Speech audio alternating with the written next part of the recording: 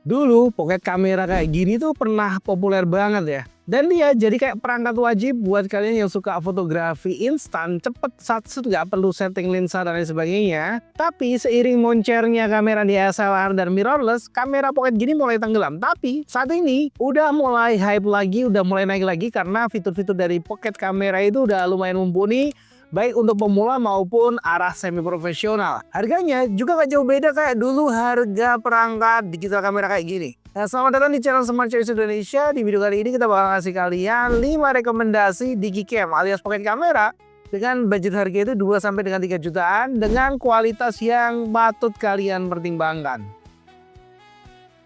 Di daftar pertama kita ada Kodak Pix Pro C1 Digital Pocket Camera.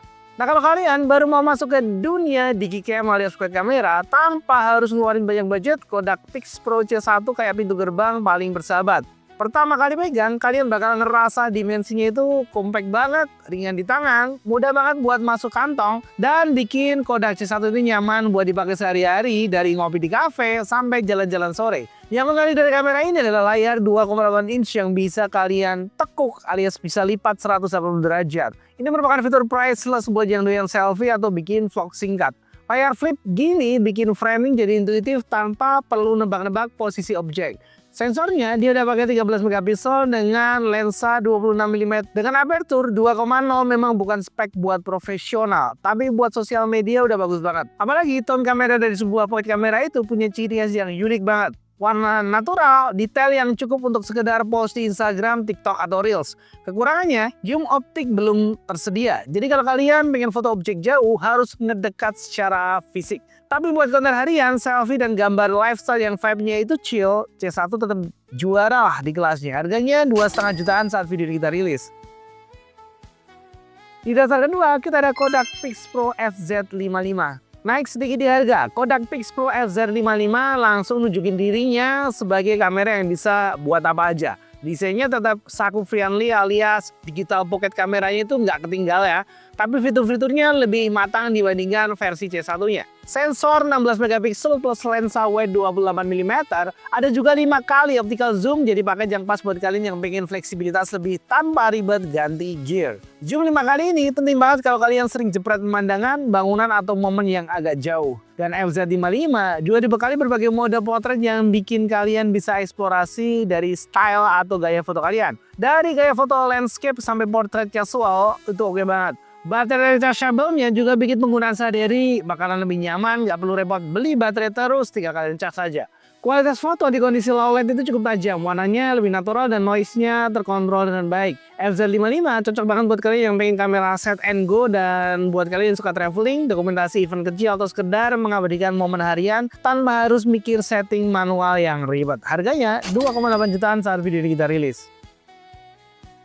Di daftar ketiga ada Sony Cybershot DSC W830. Sony itu brand yang udah terkenal banget soal kamera saku, dan DSC W830 adalah bukti kenapa seri Cybershot tetap populer. Kamera ini punya sensor Super HD CCD 20,1 megapiksel, plus dia udah pakai lensa Zeiss Vario Sonar dengan 8 kali optical zoom. Dan dia udah punya prosesor Bion Z yang secara keseluruhan bikin hasil foto itu jadi kelihatan bersih, tajam, dan detail. Itu yang buat meskipun kamera udah dirilis nih beberapa tahun lalu, tapi sampai saat ini masih banyak banget yang minat.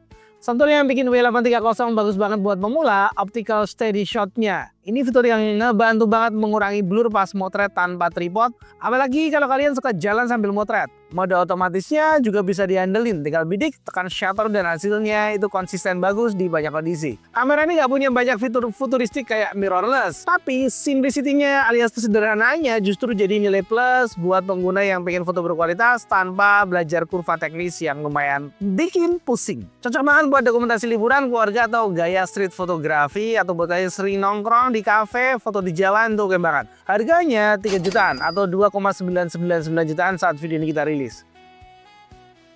Daftar keempat, kita ada Fujifilm Instax Mini Evo. Ini dia yang bikin banyak orang langsung jatuh cinta. Fujifilm Instax Mini Evo adalah kamera hybrid digital plus instan, ya nggak cuma soal foto tapi soal experience.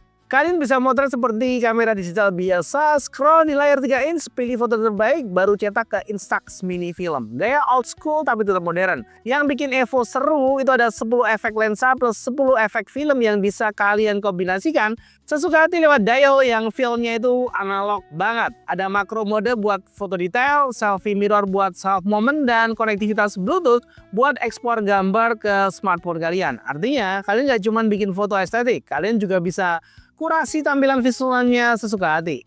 Nah, Instax Mini Evo itu cocok banget buat kalian yang peduli nih sama storytelling visual, scrapbook, atau sekedar ngeprint fisik foto tanpa harus ribet. Dan harganya 3,1 jutaan saat video ini kita rilis.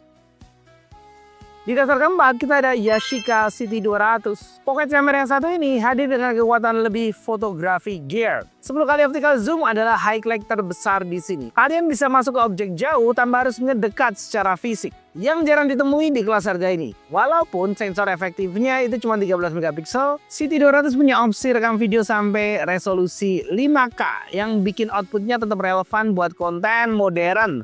Kamera ini juga cocok buat kalian yang doyan eksplorasi komposisi. Ada landscape jauh, portrait candid, sampai detail objek yang tricky tanpa harus pusing ganti lensa. Bobotnya ringan, bentuknya ringkas, jadi tetap nyaman dipakai harian. UI-nya juga straightforward, cocok buat yang baru mau upgrade dari kamera HP atau yang pengen fleksibilitas lebih tanpa overkill. Harganya di 3,4 jutaan saat video ini kita rilis.